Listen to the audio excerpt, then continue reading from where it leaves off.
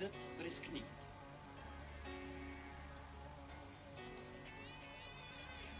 С Румен Леонидов.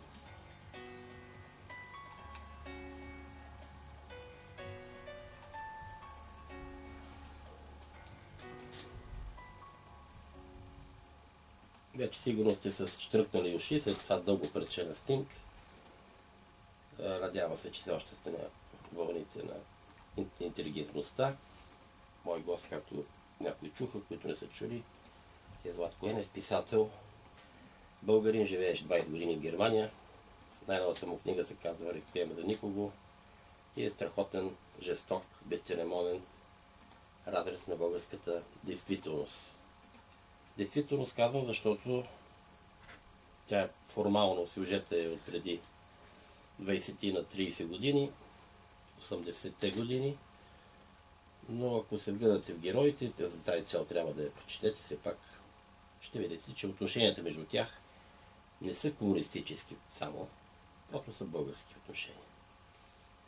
Както каза самия Златко, човек може да избере дали е фашист или комунист, но не може да избере родината си. Не може да избере и родителите си. Какви са основните конфликти, Златко? Защото аз държа и ти да вземеш думата. 15 минути минах от предаването, още не сме ти чули по-ясно гласа. Конфликтите, които аз знам какви са, ще ти подсказвам, ако ти си притесняваш да се хвалиш. Конфликтите какви са? Битови, семейно-битови, обществени, социални или само междуетнически? Конфликтът е един. Аз съм писал по този въпрос. Конфликтът е онзи на човека, който се опитва да се прикрие от собствената си съвест.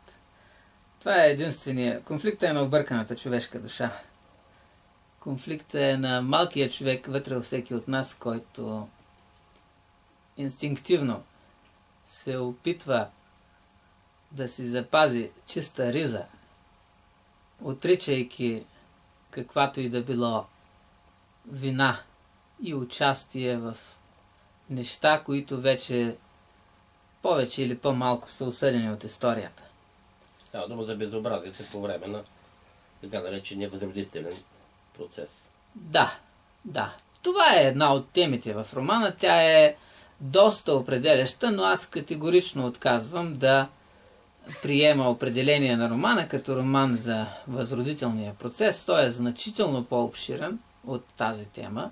По-сложен. Също и като обем, темата за конфликтите, противоречията, сблъсъците, престъпленията и т.н. извършени тук, вътре в България, в края на комунизма, на режима, обхващат някъде, може би, около 2/3 от романния обем. Оттам нататък събитията излизат извън границите на България, започват едни значително по-общо човешки проблеми, конфликти и т.н. Но по неизбежни някакси причини и обстоятелства акцента тук, вътре в страната, поне до сега, пред всички обсъждания на романа, които проведохме, се съсредоточава, фокусира с огромна ярост върху събитията, свързани с възродителния процес, по, според мен, напълно обясними причини. Преобладават мнението, че е много правилно се направи. Май, така ли? Да. Общо направили, защото ние сме свидетели на това време, жители на тая държава и всички сме българи, независимо дали сме участвали пряко или не. Какво можем да очакваме от обикновените хора на една страна, в която премиера заявява, че това в края на краищата е било правилно, но е избъркан единствено начина, по който е. Трябвало по друг начин, иначе по принцип... По гръцки начин или по румънски начин. Да, аз не знам какво означава друг начин, как можеш да смениш на хората имената без да ги насилиш, но очевидно мненията по този въпрос могат да бъдат достатъчно различни и аз не искам да започвам сега един напълно безсмислен спор. Добре, в романа има много любов, има секс, има омраза, има предателство, има насилие. Нормално. Тук нищо не говори, нищо конкретно не казва. Има едно цигане, което се влюбва малко, 14-15 годишно, в едно дете българче Това има грандиозна любов. Първа, това е в едно селце, в едно градче, измислено, малко, затворено общество. Идват мутрите, тогавашните мутри, предвождани от бившия световен шампион, огромен мъж, заедно със своите последователи бандити. Убиват момчето, убиват дядото, при който живее, метач на кошници, разпорват му, отрязат му члена, му го слагат едва ли не като вратовръзка. Това момиче по-нататък става проститутка, след много перипети, друг сюжет. Само го вкарам, за да може и нашите слушатели да схванат за какво иде реч. Полицай, всъщност тогава полицай, милиционер, следовател, на практика прави всичко възможно да убият един турчин, чиято жена е много красива. Той е вика на разпит и изнасилва, по-късно тя се влюбва в него. Човешки истории. До тук и още ред сюжети, някои, които се доразвиват, други се изостават в самата повествование. Искам да обобщим нещата със следния въпрос. Малкият човек има ли право на съвест или има право да няма съвест? Този проблем е кардинален, радикален и основен за мен. Малкият човек, който не е бил на власт, малкият човек, който е гледал страни и който тихичко се е подсмихвал себе си, а може би по-късно, когато турците бяха изгонени, изкупи къщите за безценница. Нека да се поврати малко по малкия човек, тъй като вината на историческата вина от името на цивилизационните ценности е произнесена. Това беше една огромна грешка, това беше едно престъпление срещу човечеството, както ти го наричаш, първото етническо прочистване след Втората световна война в Европа. Малкото човече. Искам да чуя твоето отношение към редовито малкото човече. Тези, които ни слушат сега, тези, които говорят сега в студиото, ние сме малките хора. Собственото ми убеждение е, че виновниците за провеждането на тази изключително драстична и престъпна кампания, разбира се, т.е. начинателите, разбира се, са някъде по върховете на това общество, но аз съм напълно убеден, че този процес би бил напълно невъзможен, ако той не би се радвал на подкрепата на огромното мнозинство от българи, които при всичката си заявявана непрекъснато толерантност всъщност изпитваха и според мен продължават да изпитват едно огромно злорадство при мисълта за това, че турците в България си получават в някакъв момент заслуженото, защото, видите ли, те непрекъснато по един така много подмолен начин заплашват да ни превземат, а именно като раждат много деца. Известната теза, че рано или късно части от България ще получат автономия, ще се присъединят към Турция и т.н. Едни такива много употребявани и изключително ефективни тези, които и до ден днешен изобщо не са изгубили актуалността си, тъй като хората непрекъснато ми ги повтарят по време на четенията. Те казват ми какво да направим, как да запазим тази земя българска, те ще ни превземат, как, нищо не може да се направи. Аз си мисля, че може да се направи нещо и това е да се смесят двата етноса. Просто да престанем да бъдем в непрекъснат такъв един пълен конфликт, който е неизказан. Това е единствената му специфика. Може ли да стане това вече след 30-40 години? Ако... Това капсулиране на турското население, не само турското, на мюсюлманското, на хората, които използват исляма, с християнското, което цялото християнско население споделя, според мен. То е разделено на две определени. Едните са по-цивилизовани за мен, най-хубавия смисъл християни и хуманисти, другите са по-примитивни и са готови да вадат ножове и да се саморазправят с беззащитните обикновени турски граждани, български турци, граждани на България? Проблема е в това, че ако попитаме 9 от 10 българи, т.е. ако попитаме 10 българи, 9 от тях вероятно ще се обявят за цивилизовани и хора, които нямат нищо против турците, но в края на това изречение ще има думичката «но» и ще последва едно обяснение за това, защо все пак, нали, при цялата цивилизованост заявявана и така нататък, ние нямаме избор и по някакъв начин трябва да направим нещо, което да предотврати неизбежното.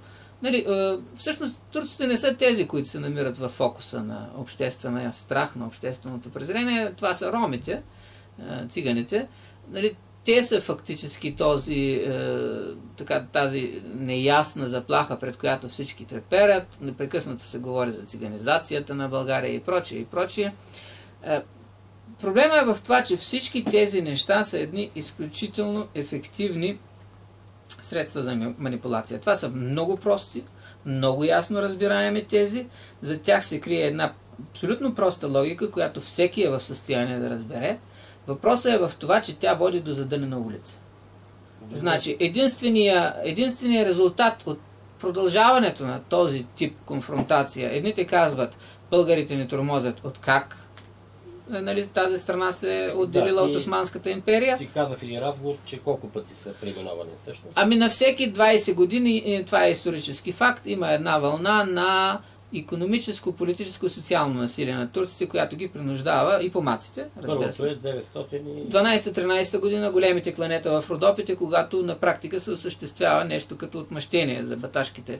За кланетата. Това са четите на ВМРО. Да, те се качват горе в най-затънтените така родопски села. Тия неща са документирани и на практика днес разговарях с една много интересна госпожа, която има документални свидетелства за това как дори по времето на Радославов, това вече е значително по-късно, нали, в средата на селото се слага един куп калпаци, т.е. каскети.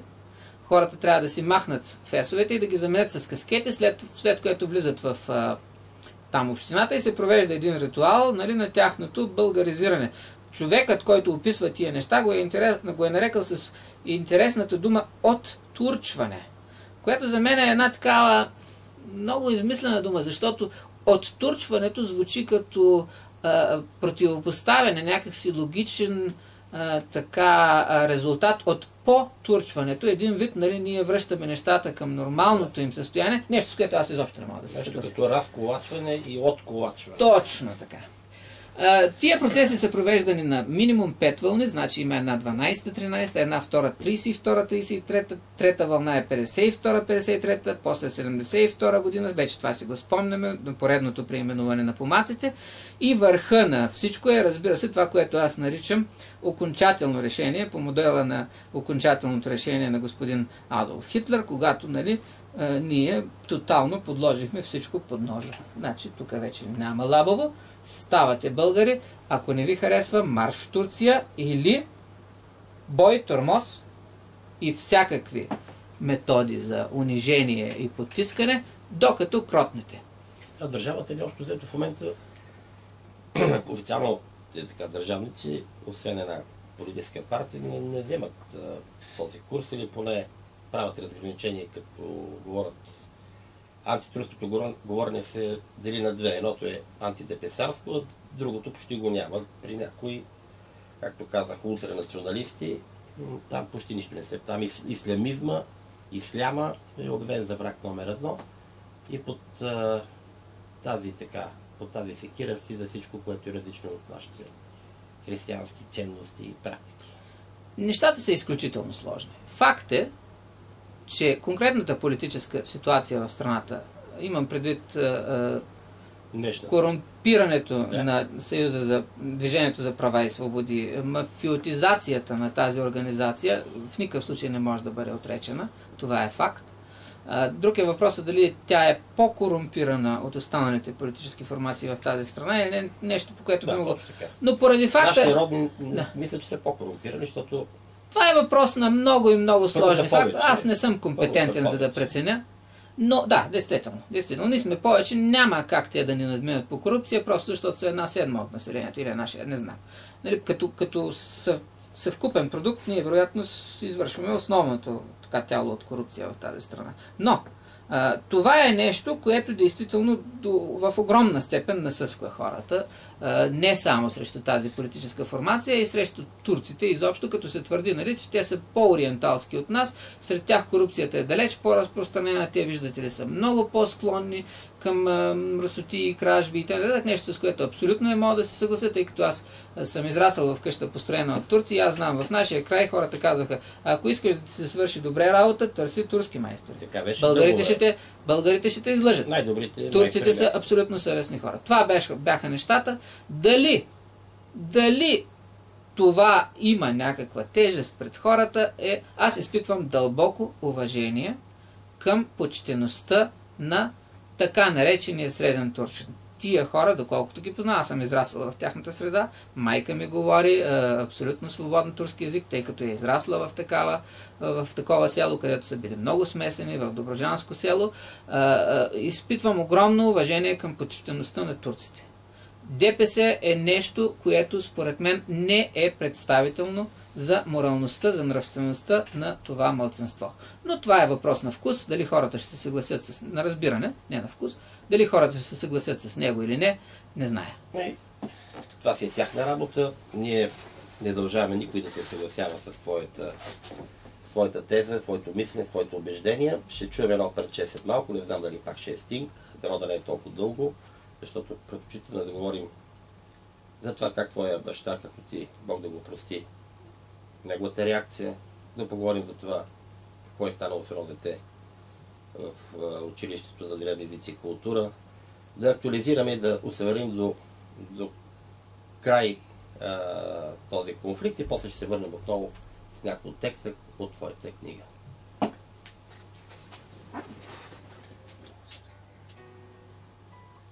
Така, след Бах, след това трио, което е абсолютно случайно, да доведува тези, които подозират, че всичко е сценарий, Жак Люсиен с две близначки туркини свириха френско трио, едно прекрасно нещо от Бах, за успокоение на топката. При мен е Златко Енев, говорим за неговия реквием за никого. Присъда на никого, присъда срещу никого, присъда все пак срещу някого. Имам ли основание, според тебе, Златко, ние да се чувстваме виновни, обикновените хора, древните хора, малките човечета? Или всичко е вината на онази партия, на Тодор Живков, ДС, Политбюро, онази система, най-косната система на комунизма? Няма как да се причистим от това нещо и от нещата, които го причиниха, докато отблъскваме от себе си вината. Това е собственото ми убеждение, това е нещото, което чука непрекъснато в реквиема. Според мен е напълно невъзможно, напълно немислимо, невероятно да се приеме, че цялата тази гигантска операция би била възможна без подкрепата на широките, така наречените широки народни маси. Според мен всички ние, с нищожни изключения, разбира се, все пак сме народ и винаги ще има хора, които мислят и чувстват различно, но според мен огромната маса от нас прие процеса възродителен с огромен ентусиазъм, хората се изкефиха, нали, че най-после така вековния враг, той, нали, не е съседа, не е човека, с когото живееш, той е някаква абстракция. Той е турчина с голямо Т, който не е никакъв човек, който познаваш, той е нещо, което мразиш, без да си го виждал, без да си го, то стои в някакви книги. Майка ти как го приема, примерно?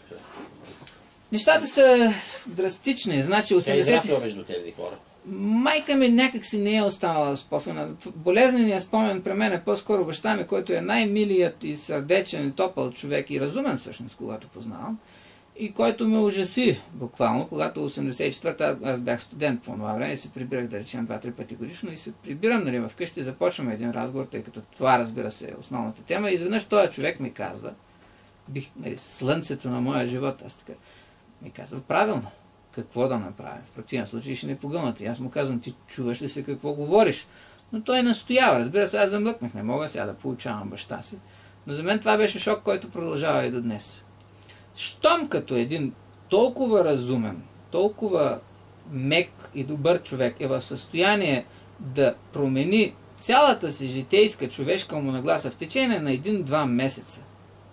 Колко са били изправни мозъците? Това говори за една предварителна готовност, която просто чака да й се подаде едно кристализационно ядро. Всъщност всички ние сме били и вероятно все още сме безкрайно готови да налапаме тази националистическа примамка, стига тя да не придобие очевидно мръснишки античовешки измерения. Примерно, ако кажат сега дайте да ги набутаме в концлагери, хората няма да се съгласят.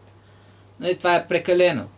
Но ако кажат дайте пак да им свиним имената, що пък да не се замислям, какво по дяволите, как да го оправим, все пак, по-мекичко така, няма да ги тормозим, обаче ще определим, да речем, задължи. Така нататък и така нататък. Не искам да си играя с варианти.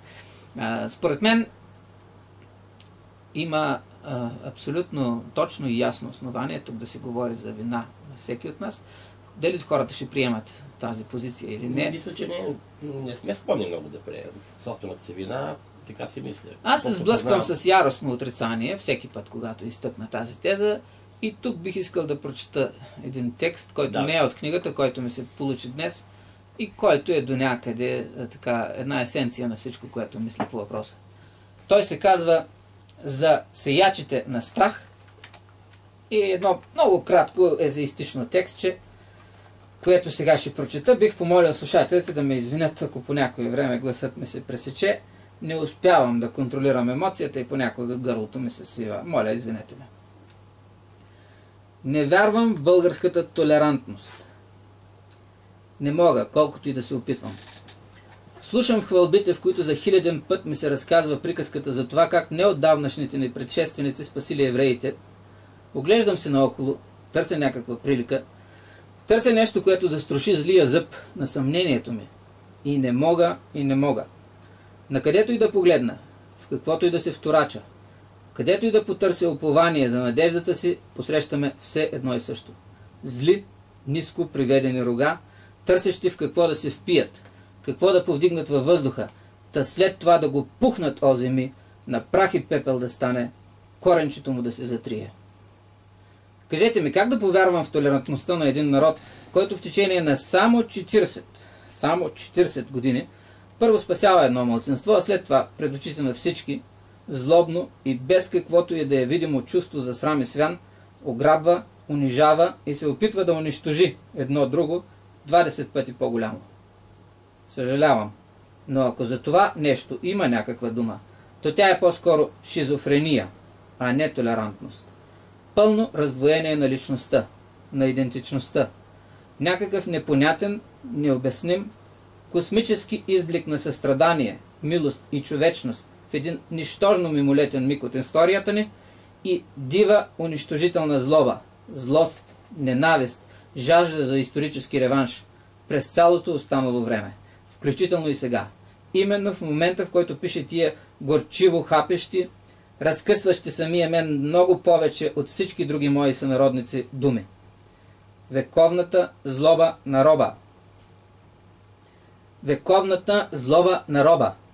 Вековната злоба на роба. Всеки ден, всеки Божий ден ме среща с все нови и нови отрицатели. Хора приведени, криещи се зад маската на анонимността и дори не нуждаещи се от нея. Хора, които отричат и отричат и отричат. Няма такова нещо. Не бяхме ние. Бай Тошо беше. Ако не той, то тогава някои други. Комунистите, анархистите, мазохистите, онанистите, всички други, само не и ние. Не, не и не. 1000 пъти не. Ние сме добрички, ние сме толерантни, ние сме широко скроени. Само, ако може малко така да се махнете от очите ни, ако може така да ви няма, да се изпарите във въздуха, да изчезнете от лицето на земята, моля. Раждате много деца, дебнете ни мълчаливо и подло, залагате под краката ни демографската бомба, ако и да не се правите инак на много хрисими и благи.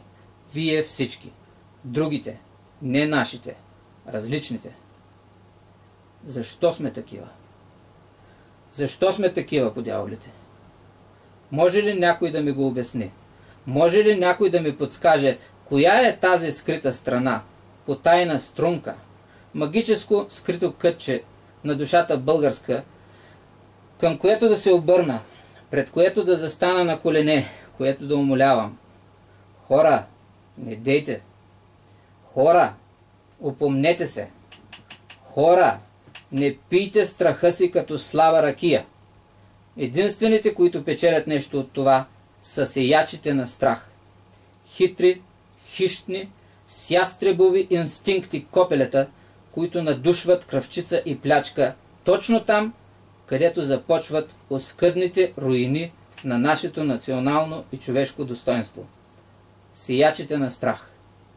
Дребните, но неутолими, неизлечими, комай непобедими паразити, които са се впили някъде в командните центрове на нашите с вас нервни и умствени системи, които са ни парализирали, обвили в някаква луда паяжина от страхове и клишета, напълно парализиращи слабите повици на тъй дълбоко вцепенените ни съвести.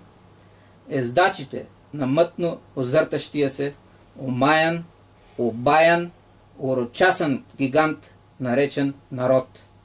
Зомби майсторите, майсторите на пехливанлъка, познавачите на фатки и нишани, овчарите на стадото, свирещи на дудук, омайващ сетивата ни, с ръка скрита под ямурлука, тайничко полегнала върху дръжката на ножа, приготвен за поредното приношение, в което да бъде покосена някоя и друга овчица, за да настъпи след това яката лапачка. Кой друг освен тях? Тази шепа хора, непрестанно надуващи зорните и борозаните на страха, има полза от всичко това. Кой друг, неразумни уроде? Българите ще ни смажат. Те винаги са се опитвали. На вълни, на всеки 20 години. Това от едната страна. Турците ще ни погълнат. Те са като прилив, който се надига бавно и неумолимо. Не им ли набиваме главите? На всеки 20 години. С нас е свършено. Това пък от другата. И зомбитата танцуват. С мозъци изтрити до пълна гладкост, под звуците на тия толкова простички, толкова лесни за поглъщане и безкрайно преживене заклинания. Двата големи етноса, съставящи този народ, се демнат в непрекъснато очакване на поредния удар, откак са заживели заедно, откак се помнят един друг. Двама пехливани, запотени, задъхани, обилно намазани с мас, лъщящи. И ако това поведение, може би, е било неизбежно в по-ранни исторически епохи, то какво е обяснението? Какво е оправданието му днес, в наши дни, когато уж постепенно започваме да захвърляме изтърканите национални кошули и се опитваме да облечем нови градски дрехи с ярко изписани грамадни европейски звезди по тях? Защо не успяваме да се смесим? Защо отказваме да съставим едно единствено, хомогенно цяло, да оставим зад гърба си вечното българи, турци, арменци и да се опитаме наистина да станем нещо ново, единно и цялостно? Европейско ли ще бъде? Какво ще бъде? Нещо, което най-после да ни позволи да престанем да броим бебетата си така, сякаш всяко новородено е един вид гол, вкаран във вратата на противника. Кога? Кога? Кога? Може ли някой да ми помогне? Да ми даде малко надежда, малко упование сред безумната въртележка на тази непресекваща лудост? Кога, хора? Кога? Сиячите на страх, автокоментар на Влад Коенев към неговия роман Реквием. И така. И аз съм с пресекнало гърло и прехапен език след това есе, което го няма в романа, което е някакъв придатък към естеството на романа и което в концентриран израз показва част от реакциите, които вече Влад Коенев видя, усети и ще усеща в България и извън България. И в неговия неговото списание електронно-либерален преглед. Златко, тук ти постави един много важен момент. Отмъщението на роба. Спомням си Вера Мутафчиева, която сигурно има много грехове. Беше умен, интелигентен човек. Османист. Имах честа да я познавам и да пия ракия дори с нея. Тяната кухничка, което не е важно. Тя, когато говорихме за турско робство или османско владичество, тя като историк казваше, това турско робство е обидно. Защо трябва да ни наричат роби? Те са бъдели да ни разрушават държавата, ни преземат държавата и ние сме част от Османската империя. Как става така, че ти не се чувстваш роб? Смея да твърда, че аз не съм роб. А пък една голяма част от половината, може би, от нашите съотечества и сънародници българи се чувстват неотмъстени като роб или са до такава степен комплексирани, че трябва да търсят мъст на хора, които нямат нищо общо с Отоманската империя. Като редови граждани, като, както ти каза, средният български турчин, който ние сме готови да го оскърбляваме, пак да го унижаваме, само защото той е турчин и наследник на онези наши правители. Това не е само български, това е балкански проблем. Той съществува сред всички балкански страни. Аз на това му викам балканския Чернобил. Нещата са исторически обусловени, няма защо да се настървяваме, да се гневим. Добре е да разберем как те са се появили. Мисля, че всичко е логично. В един момент, някъде около края на 18-ти, началото на 19 век, когато за първи път се появява идеята за национално освобождение, откъсване от Османската империя, защото преди това хората не са имали национално самосъзнание. Това е исторически доказан факт. Идеята за националността е една сравнително нова конструкция по всички части на света, включително и в Западна Европа. Значи, в този момент е необходимо просто да се концентрира енергията на тези народни маси, за да се събере този заряд, който е необходим, за да се освободят съответните народи от зависимостта от империята. Най-лесният обединяващ фактор за една човешка група е омразата. Няма нищо, което да обединява хората толкова лесно, колкото споделената омраза. В такъв смисъл тези неща си имат много простичко историческо обяснение. По това време, вероятно е било необходимо, може би дори и оправдано, знам ли, хората да бъдат възпитавани в дух на омраза, ненавист към поробителя. Сега, тия неща са си изиграли ролята. Всички Балкани. Ние сме 100 плюс години. Точно, за това става дума. Аз продължавам. Тя се управлява от българи, читави, нечитави, капиталисти, фашисти, комунисти, демократи, проамерикански, проруски и никога пробългарски. Защо за съжаление, скъпи сънародници не обръщат своя гняв към сънародниците, а трябва непременно да всички вини на този преход, отвратителен, наистина мъчителен, да се концентрира само към омразата към малцинствата. Ако имахме повече евреи, тях да ги вкарат.